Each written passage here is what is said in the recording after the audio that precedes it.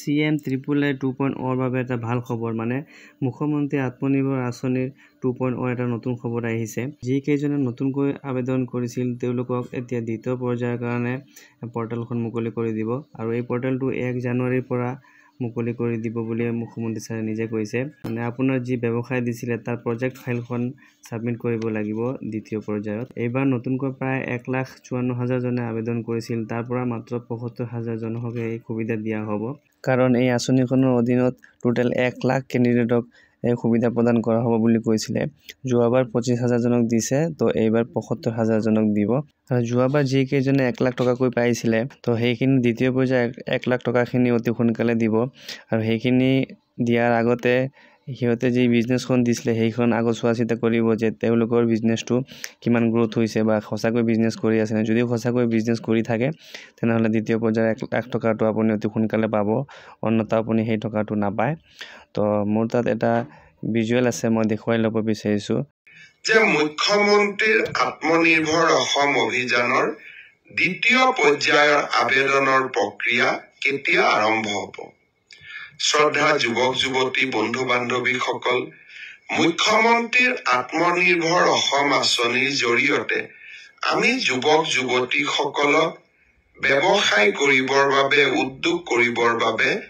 2 লাখ টকা আগবঢ়াম আৰু যিসকলে MBBS ইঞ্জিনিয়াৰিং পাছ কৰিছে তেওঁলোকক আমি 5 লাখ টকা আগবঢ়াম যোৱাবাৰ আমি 25,000 যুৱক যুৱতীক ইতিমধ্যে 1 লাখ টকাকৈ আগবঢ়াইছো আৰু তেওঁলোকৰ গোটেই ব্যৱসায় উদ্যোগ কেনেকে চলিছে তাক সৰজমিন ভাৱে তদন্ত কৰাৰ পিছত 2025 চনত তেওঁলোকক আমি আৰু 1 লাখ টকা দিবৰ বাবে চেষ্টা কৰিম এতিয়া হৈছে নতুনকৈ আবেদন কৰা ইতিমধ্যে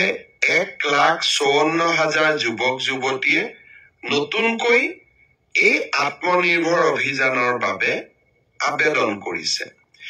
এই বছৰ আমি 75,000 যুৱকক 1 লাখ টকা প্ৰথম কিস্তিত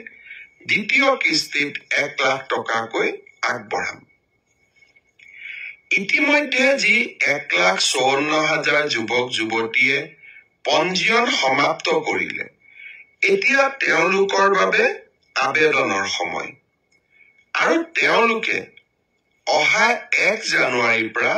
আবেদন কৰাৰ সুবিধা পাব 1 তাৰিখে অহা 1 জানুৱাৰী তাৰিখে আমি এই আবেদনৰ পৰ্টেলটো মুকলি কৰি দিম মিউচুৱেল ট্ৰান্সফাৰৰ পৰ্টেলো মুকলি হ'ব আৰু সমান্তৰালভাৱে মুখ্যমন্ত্ৰীৰ আত্মনিৰ্ভৰ অভিযানৰ আবেদনৰ পৰ্টেলো আমি 1 জানুৱাৰী তাৰিখে মুকলি কৰি দিম